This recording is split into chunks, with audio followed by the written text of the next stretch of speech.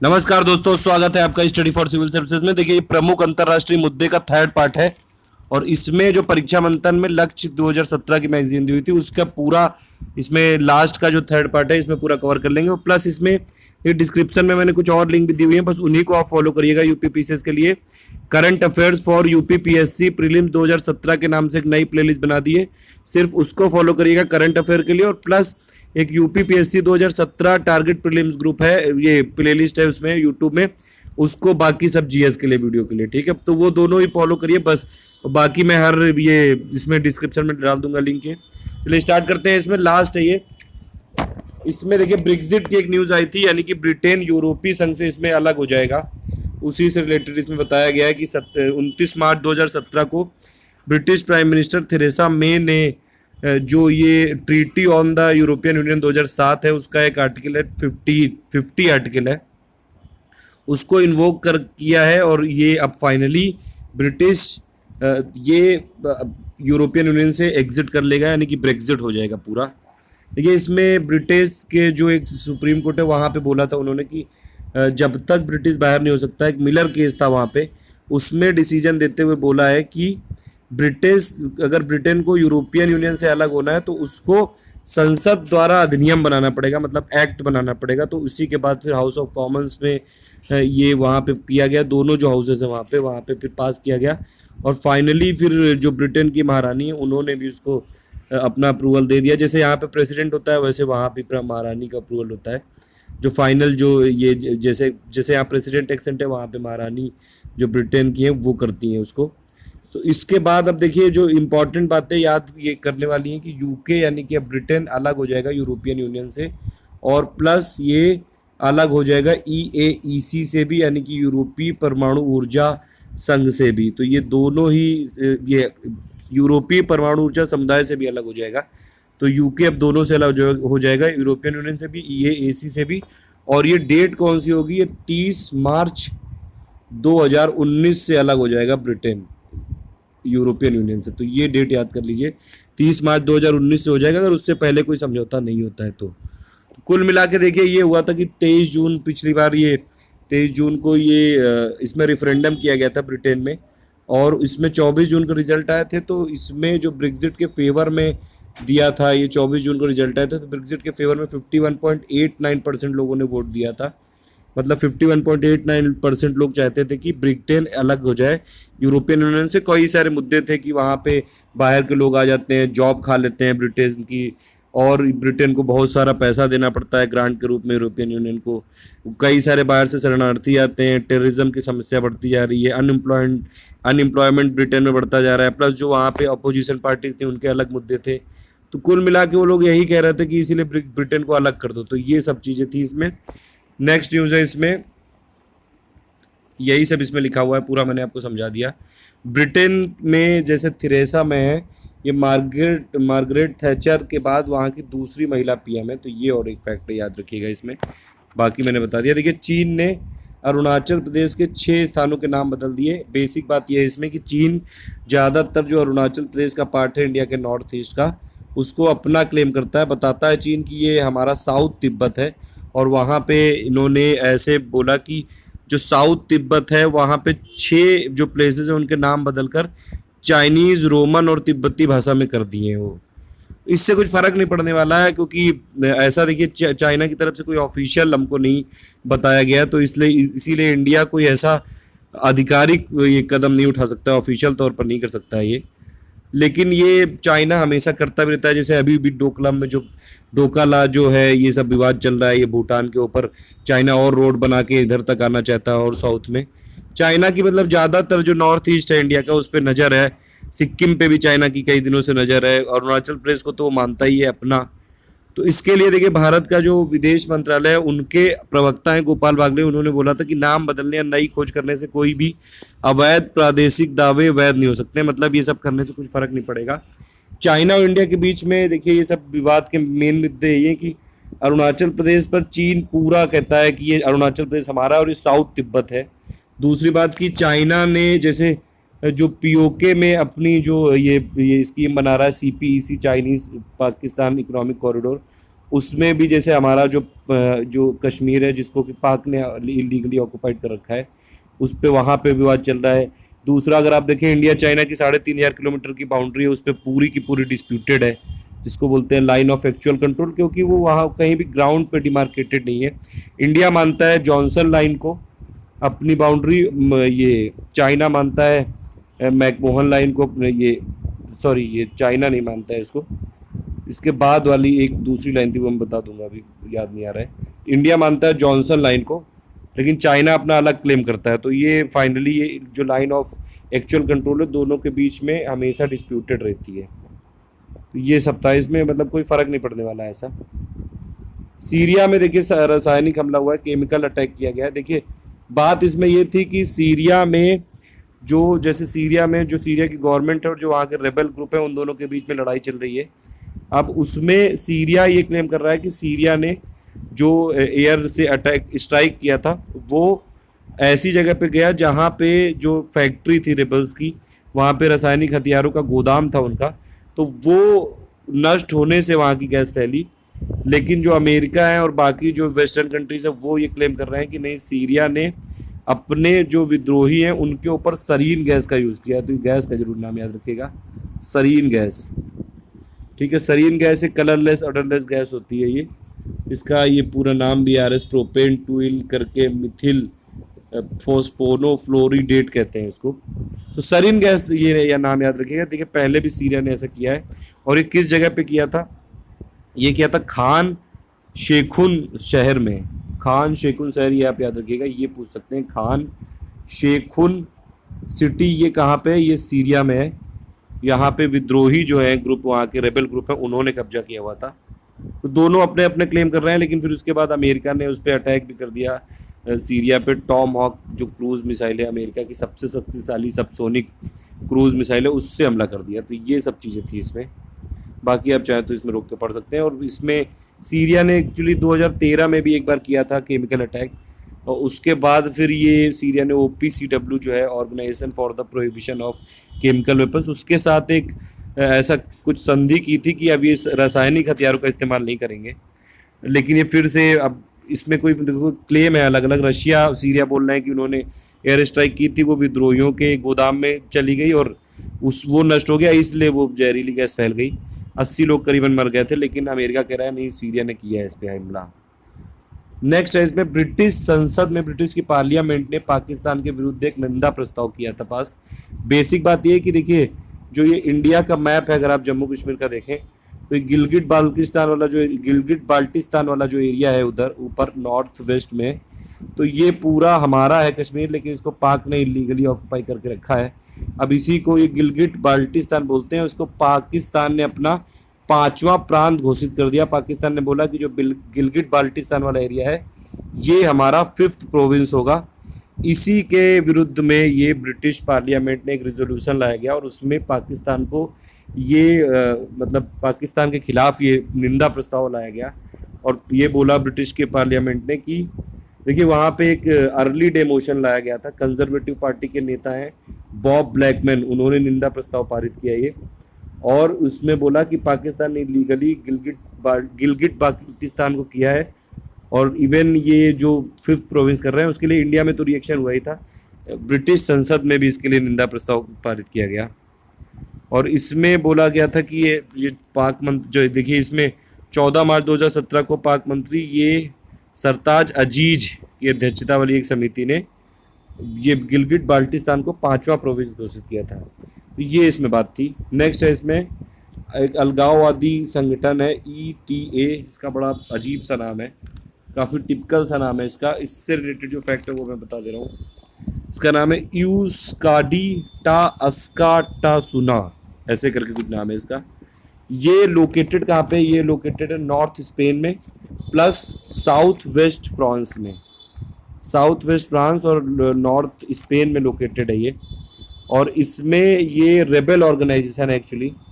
ये काफ़ी दिनों से मांग कर रहा था कि एक बेस्क करके कल्चर है उसको प्रमोट करना चाहता था। बास्क करके कल्चर है, और इवन बास्क करके कंट्री भी मांगने लगे थे ये लोग।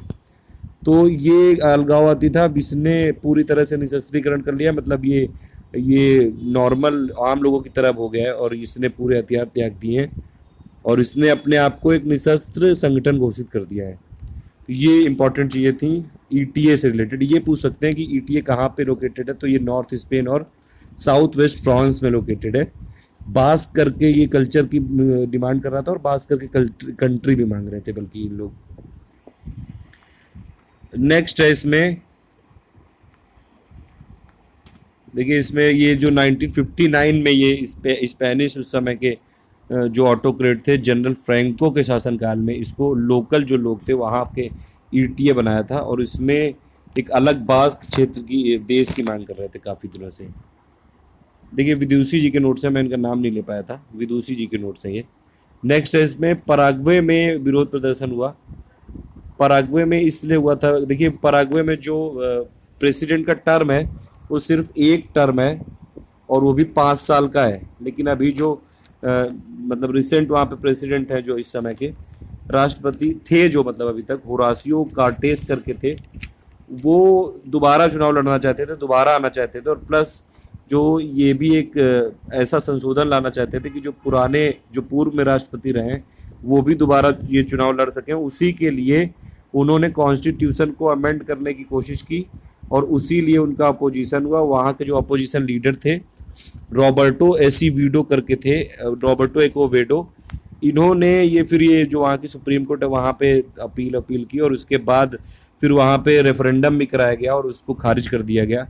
तो कुल मिला के फिर ये जो राष्ट्रपति वहाँ के हैं पैराग्वे के होरासियो कार्टेस, इन्होंने फिर ये मान लिया कि नहीं ये संविधान संशोधन ये मतलब रिजेक्ट कर दिया गया एक तरह से।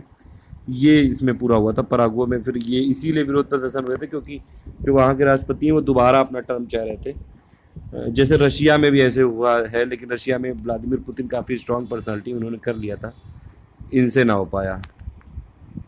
नेक्स्ट है वेनेजुएला में संवैधानिक संकट हो गया था, तब इसीलिए हुआ था देखिए वेनेजुएला में कि जो वहाँ के प्रेसिडेंट हैं मडूरो करके हैं, उन्होंने जैसे यहाँ पे इंडिया में मोदी जी ने किया था कि नोट बैन कर दिया था 500 और 1000 के जो पुराने नोट थे डीमोनेटाइजेशन कर दिया था, वैसे जो वेनेजुएला के राष्ट्रपति हैं मडूरो, उन्होंने भी निकोलस मडूरो करके इनका नाम है, इन्होंने भी वहाँ पे डीमोनेटाइज करने की कोशिश की लेकिन हो ना पाया इनसे। और वहाँ पे इसके लिए फिर जो मतलब एक वहाँ की सुप्रीम ट्राइब्यूनल ऑफ जस्टिस है उसने बल्कि जो लेजिस्लेटिव राइट्स हैं वो वापस ले लिए और प्लस वहाँ पे तख्ता पलट टाइप का कर दिया, कू कर दी वहाँ पे।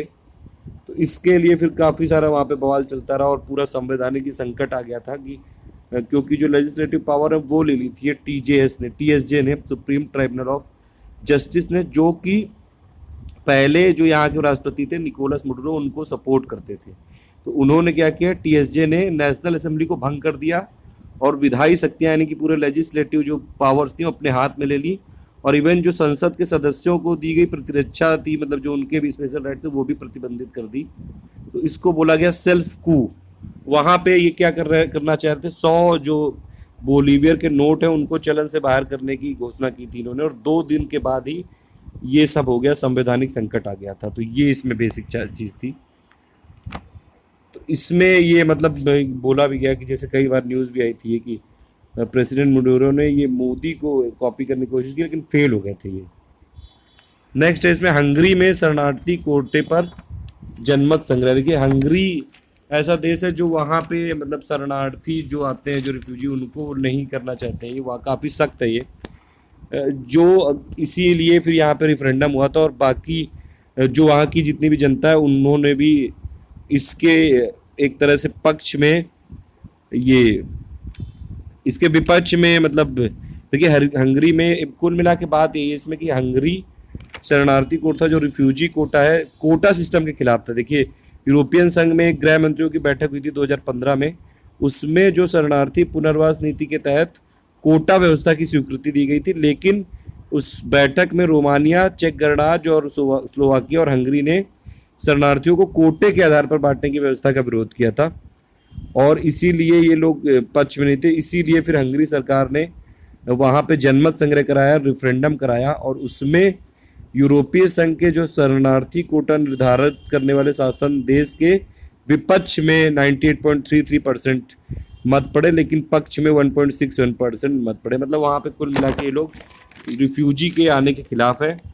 और ये सब चीज़ें थी, मतलब ये 4 जो देश हैं ये भी खिलाफ है। देखिए सबसे एक इसमें इम्पॉर्टेंट जो बात याद रखने वाली ये है कि अगर आप देखें तो ये UNHCR के आंकड़े हैं, इसमें डेटा है कुछ, उसमें ये बोला गया 2015 में जो यूरोप से समुद्र के रास्ते पहुँचे शरणार्थी और विस्थापित, उनकी संख्या हो गई करीबन 1 मिलियन से ज़्यादा, 10 लाख से भी ज़्यादा हो गई थी। 2016 में 3.5 लाख से ज़्यादा हो चुके हैं। 2017 में 24 मई तक 59,000 से ज़्यादा हो चुके हैं।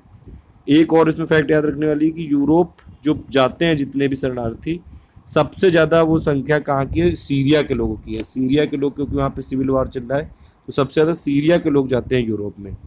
सेकंड नंबर पे अफगानिस्तान है, थर्ड नंबर पे इराक है। और शरणार्थियों को जो लोग सहारा देते हैं, आश्रय देते हैं, उनमें सबसे जो लिबरल कंट्री है वो है जर्मनी। जर्मनी सबसे उदार है। जर्मनी ने 2015 के अंत तक करीबन 8 लाख शरणार्थियों को अपने यहाँ रखा है, जबकि जैसे हंगरी हो गया, स्लोवाकिया हो गया, चेक गणराज्य हो गया, पोलैंड और इवन ब्रिटेन भी ऐसे शरणार्थियों को शरण देने के पक्ष में नहीं है। इसीलिए इवन हंगरी में रेफरेंडम भी कराया गया था और उस रेफरेंडम को वहाँ की जनता ने भी किया कि हाँ नहीं आने चाहिए। नेक्स्ट है इसमें कोलंबिया में संशोधित शांति समझौता हुआ। इसमें ये यहाँ पे क्या हुआ था कि इसमें देखिए वहाँ पे एक रेबल ग्रुप है, फार्क करके है, FARC, यानी कि ये FARC। तो ये पहली बात तो याद रख लीजिए कि एक रेबल ग्रुप है जो फार्क की कहाँ का है? कोलंबिया का है। उसका जो फुल फॉर्म था revolutionary armed forces of Colombia है ये। अब इसमें सिविल वार चल रहा है 52 साल से, और इसके लिए एक रेफरेंडम कराया गया था कि जो सरकार थी वो शांति समझौता करना चाहती थी इस रेबल ग्रुप से, और इनको भी मतलब कुल मिला के आम लोगों के साथ सम्मिलित करना चाहती थी, मेन स्ट्रीम में लाना चाहते थे इनको। लेकिन उस रेफरेंडम को वहाँ की जनता ने रिजेक्ट कर दिया। ये बड़ी आश्चर्यजनक बात थी कि जनमत संग्रह कराया गया कि इनको जो फार्क हैं इनको मेन स्ट्रीम में लाया जाए और इनको जैसे इनके जो भी ये इनको पॉलिटिकल पार्टी इनकी बनवा दी जाए। तो ये सब चीज़ें, और जो आम माफ़ी दिए जाने के लिए, तो इसमें इस रेफरेंडम को वहाँ की जनता ने ही निकाल दिया था। और फिर इसके बाद फिर वहाँ की जो पार्लियामेंट है कोलंबिया की, उन्होंने फिर एक संसद में ये एक समझौता किया और उसमें फिर एक कानून बना दिया। मतलब कुल मिला के ये था इसमें मेन इंपॉर्टेंट न्यूज़ ये थी कोलंबिया में। अमेरिका राष्ट्रपति का विवादित शासकीय आदेश, देखिए इसमें 2 इन्होंने ऑर्डर जारी किए थे, शासकीय आदेश 13769 और एक था 13780। ये दोनों ही आदेश किस लिए ये हैं कि इसमें जो संयुक्त राज्य अमेरिका में विदेशी आतंकी प्रवेश से राष्ट्र की सुरक्षा, इस नाम का विधेयक था ये। और इसमें कि जो बाहर से जो मुस्लिम कंट्रीज से जैसे इस्लामिक जो टेररिज्म की जो लोग बात करते हैं उस हिसाब से था ये। 2 आदेश किए थे इन्होंने शासकीय आदेश। और उसमें देखिए पहले आदेश जो था ये शासकीय आदेश 13769, उसमें 7 कंट्रीज से जो आने वाले लोग थे, 7 मुस्लिम बाहुल्य देशों से जो नागरिक आने वाले थे, उन पर 30 दिन का प्रतिबंध लगा दिया था और 90 दिन तक वीजा ना जारी करने के आदेश लगा दिए थे।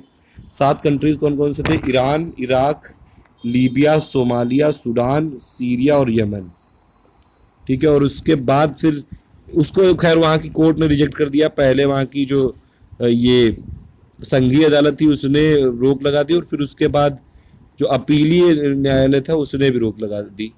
कुल मिला के दोनों कोर्ट ने उनको रिजेक्ट कर दिया। फिर इनका एक आया, उसको उसी शासकीय आदेश को अमेंड करके लाया 13780। उसमें इराक को छोड़ के बाकी 6 कंट्रीज जो हैं मुस्लिम जो बाहुल देश थे, जो पहले वाले थे, Iran, Libya, Somalia, Sudan, Syria और यमन, उनको अमेरिका में प्रवेश करने में प्रतिबंधित कर दिया गया। कुछ छूट भी दी गई उसमें कि अमेरिकी जो ग्रीन कार्ड होगा उनको मतलब यात्रा में प्रतिबंध की छूट दी गई। तो ये दोनों थे और दोनों को ही कोर्ट ने रिजेक्ट कर दिया, ये आप याद रख सकते हैं। बाकी डोनाल्ड ट्रंप के और भी कई सारी चीज़ें इसमें, और भी कई सारे विवादित इसमें बयान थे, कई सारे विवादित फैसले रहे हैं। जैसे कि डोनाल्ड ट्रंप ने TPP जो था ट्रांस पैसिफिक पार्टनरशिप, उससे भी हट गए ये। और पहले ये 12 देश थे इसमें और बल्कि US को लीड कर रहा था और US ही हट गया, लीडर हट गया, नेता भाग गया यहाँ का। मैक्सिको में इन्होंने बोला है US की जो मैक्सिको के साथ बाउंड्री, वहाँ पे ये दीवार बनाएंगे, सीमा पर दीवार बनाने की निर्णय की इन्होंने घोषणा की है। एक दूसरी बात ये कि US में जो रिपब्लिकन्स होते हैं वो जनरली अपोज करते हैं अबॉर्शन को, यानी कि गर्भपात को। जो डेमोक्रेट्स हैं वो सपोर्ट करते हैं अबॉर्शन को। तो ये इन्होंने जैसे ही वापस आए ये, तो गर्भपात विरोधी नीति पर हस्ताक्षर कर दिए ट्रम्प जी ने। नेक्स्ट है इसमें कि देखिए ट्रम्प सिर्फ बिजनेसमैन है, उनको इन्वायरमेंट और इन सब चीज़ों से कोई मतलब नहीं, इसीलिए उन्होंने इवन पेरिस क्लाइमेट जो चेंज की डील है उससे भी हटने का मन बनाया है। तो इन्होंने जो तेल पाइपलाइन थी वहाँ पे, उसमें कुछ इन्वायरमेंटल इश्यूज थे, जैसे कि एक थी डकोटा एक्सेस और एक थी कीस्टोन एक्सेल। इन दोनों पे काम रुक गया था, बराक ओबामा ने रुकवा दिया था, उसको इन्होंने फिर से ये जारी कर दिया। तो ये हो गई पूरी अपनी करंट अफेयर्स, अंतर्राष्ट्रीय जो प्रमुख अंतर्राष्ट्रीय मुद्दे थे 2016-17 की। इसके बाद मैं अभी स्पोर्ट वाली करने जा रहा हूँ और उसके बाद और भी करेंगे इंटरनेशनल समिट वाली। मतलब तो जो लक्ष्य 2017 की है वो पूरा हम इसमें करेंगे।